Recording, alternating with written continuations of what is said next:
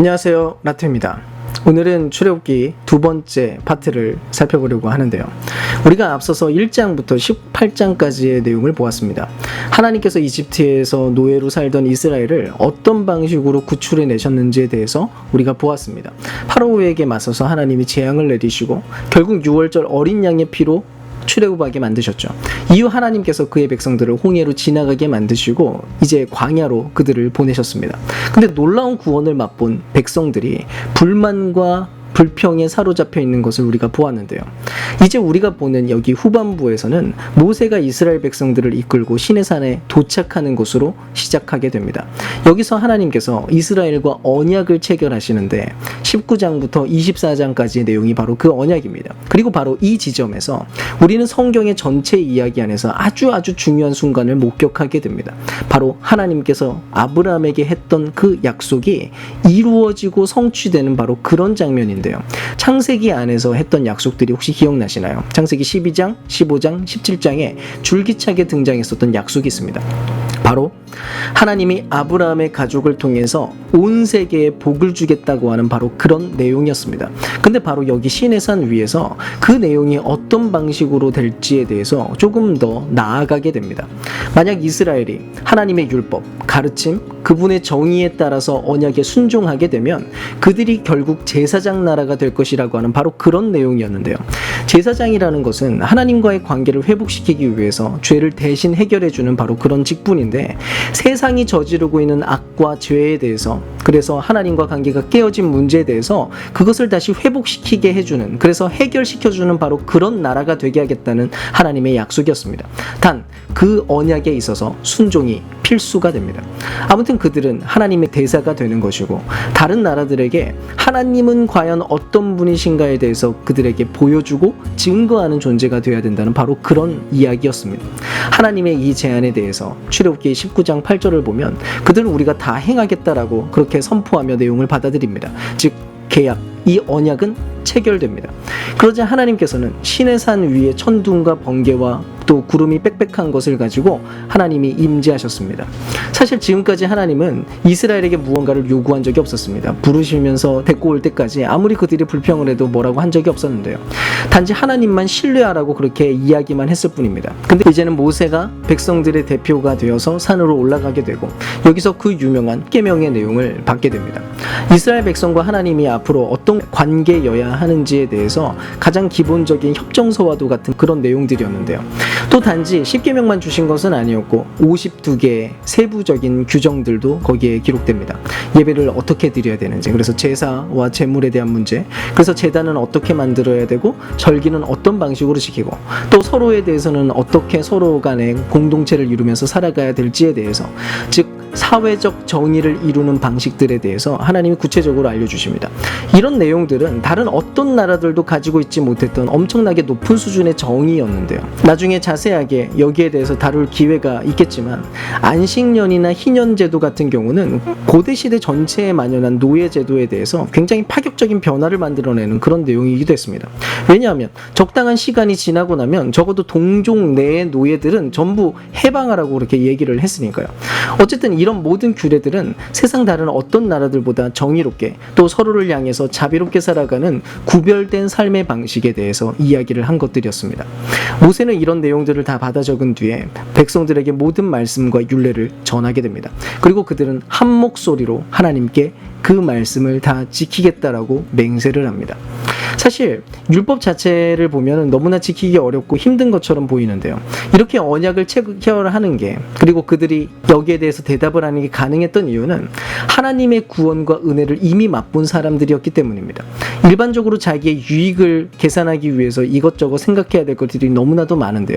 근데 하나님을 정말로 전적으로 신뢰하고 그 은혜의 역사를 받아들이기만 한다면 얼마든지 가능하다고 하는 이야기가 여기에 전제되어 있습니다.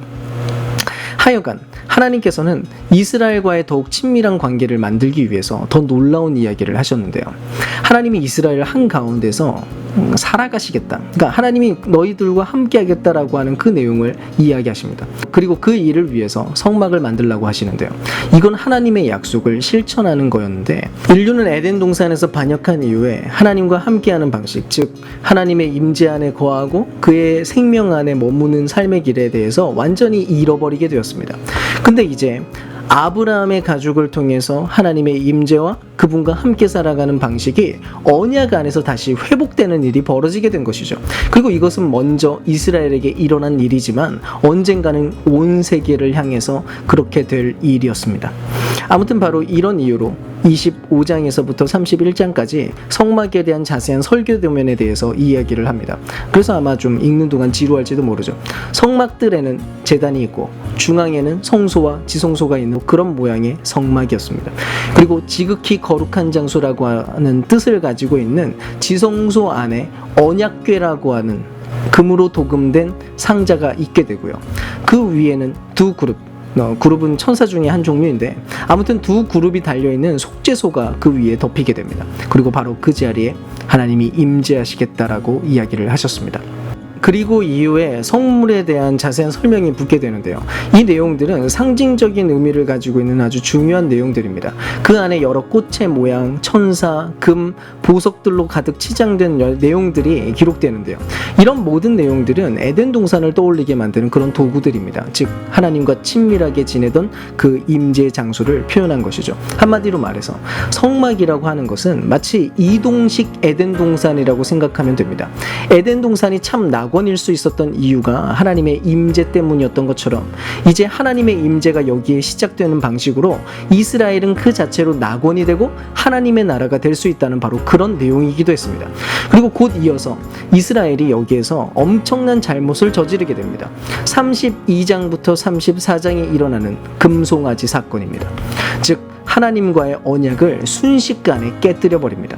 모세가 산 위에서 성막에 대한 설계도를 받고 있을 때 산 아래에 있었던 백성들은 인내심을 잃어버립니다.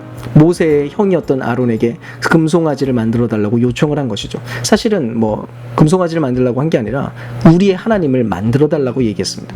그리고 그 금송아지에 대고 이집트에서 우리를 구원해내신 하나님이라고 호칭하면서 그 앞에 예배를 드립니다. 지금 하나님이 바로 근처에 시내산 위에서 임재해 계시는데, 그 자리에서 지키겠다고 호언장담했던 이들이 그 언약의 첫 번째, 두 번째 계명을 지금 어기고 있는 것이죠. 다른 신을 섬기지 말고 우상 숭배하지 말라고 했던 그 계명이 거기서 깨뜨려집니다. 이제 그 이후에 등장하는 내용들은 정말로 중요한 포인트가 되는데요. 하나님께서는 산 아래 어떤 일이 일어나고 있는지 다 알고 계셨습니다. 그리고 슬픔과 진노 속에서 이스라엘 백성 전부를 진멸하겠다고 그렇게 이야기하시는데요. 그랬더니 모세가 하나님께 그분의 성품에 호소하면서 이 기도를 하게 됩니다. 첫 번째, 하나님이 아브라함과 하신 그 약속과 언약에 대해서 기억해 주십시오. 둘째, 애굽 땅에서 인도해낸 자기의 백성을 여기서 진멸하시면 하나님의 이름과 명성이 훼손될 것입니다. 그러니 그렇게 하지 말아 주십시오. 그랬더니 하나님이 모세의 그 간구를 들으시고 그 뜻을 돌이키십니다. 사실 조금 이상한 이야기죠. 왜 굳이 전지전능한 하나님께 그분이 직접 하셨던 약속에 대해서 다시 말해줘야 될 필요가 있었던 걸까? 근데 여러분, 이 대화는 이스라엘로 인한 하나님의 슬픔과 고통이 무엇인지, 그것이 얼마나 컸는지에 대해서 우리에게 알려주는 그런 내용들입니다. 하나님은 정말로 다 포기할 수 있으셨지만 그분의 약속에 신실하기로 그렇게 결정하셨다는 것이죠. 비록 나중에 반드시 거기에 대한 대가가 필요하다는 것을 알고 계시면서도 하나님은 그렇게 결정하신 것입니다. 어쨌든 이 장면에서 하나님은 우상 숭배한 자들을 심판하셨지만 이스라엘 그 자체는 용서하시고 언약을 다시 세우십니다. 바로 이 장면이 하나님께서 모세에게 처음으로 하나님에 대한 성품을 설명하는 그런 내용인데요. 아직까지는 하나님의 성품이 어떤 분이신지에 대해서 밝혀진 바가 없었습니다. 근데 여기에 등장합니다. 여호와는 자비롭고 은혜롭고 노하기를 더디하고 인자와 진실이 많은 하나님이라. 죄인들을 용서하시지만 악을 징벌하지 않는 그런 분은 아니시다. 출애굽기 34장 6절에서 7절 말씀입니다. 이 구절은 매우 독특하고 애매합니다. 왜냐하면 딜레마가 있거든요. 하나님은 자비롭다고 먼저 얘기합니다. 근데 하나님은 선한 분이기 때문에 반드시 악을 심판하지 않을 수 없다라고 얘기합니다. 무엇보다도 하나님은 그의 백성이 전혀 신실하지 못하다는 것을 알고 있는데도 불구하고 언약을 신실하게 지키시겠다고 하시는 것입니다. 재미있는 것은 문제를 해결하기 위해서 부른 이 족속들이 실상 자기 안에 문제를 가지고 있는 그런 존재들이었다는 사실입니다. 이 부분이 과연 어떻게 극복되는지는 신약에 이르러서 우리가 확인하게 될 것입니다. 아무튼 하나님께서는 이스라엘과 다시 언약을 세우신 이후에 성막을 지으라고 명령하십니다. 출애굽기 35장에서 40장에서 성막 건설에 대해 설명하는 내용이 등장하는데요. 그리고 마지막 장인 40장에서 드디어 성막이 완성된 장면을 우리가 보게 됩니다. 하나님의 영광스러운 임재가 성막에 덮이게 되고 충만하게 되는 장면을 거기에서 그리는데요. 구름이 회막 위에 덮이게 되고 여호와의 영광이 성막에 충만하게 됩니다. 그리고 모세가 이제 회막 안으로 들어가려고 하는데 모세가 회막 안으로 못 들어가는 일이 벌어집니다. 그리고 이렇게 출애굽기가 끝나요. 의미심장하고 놀라운 것은 이 영광스러운 임재 가운데에 모세가 감히 들어가지 못했다라고 하는 바로 이 구절입니다. 정작 들어가려고 지은 회막인데 가장 위대한 지도자였던 모세가 들어가지 못했다는 이야기니까 이게 좀 충격을 주죠. 우리는 이스라엘의 죄가 우리가 알게 된 것 이상으로 얼마나 하나님과의 관계를 갈라놓게 되는지를 보게 되는 것입니다. 앞선 내용을 잘 보았다면 기억하시겠지만 출애굽기는 이스라엘을 위협하고 하나님의 언약을 위협하는 파라오의 악함 한가운데서 출발했습니다. 근데 이 책이 끝나는 지점에 와서 보면은 이스라엘 자체가 스스로에게 위협적인 모습을 보여줍니다. 즉 언약을 위협하는 존재가 파라오가 아니라 이제는 이스라엘이 되어 있는 것을 감지하게 된다는 것이죠. 즉 이 언약은 과연 끝까지 갈 수는 있을까 하는 의구심이 또 들게 됩니다. 하나님의 임재는 거룩하고 선하신데 정작 언약 백성은 죄로 물들어 있는 그 현실, 그래서 거룩하신 하나님의 임재 안에 머물 수 없게 된 것 같은 바로 그런 모습, 바로 이 엄청난 갈등을 하나님은 어떻게 해결하실까?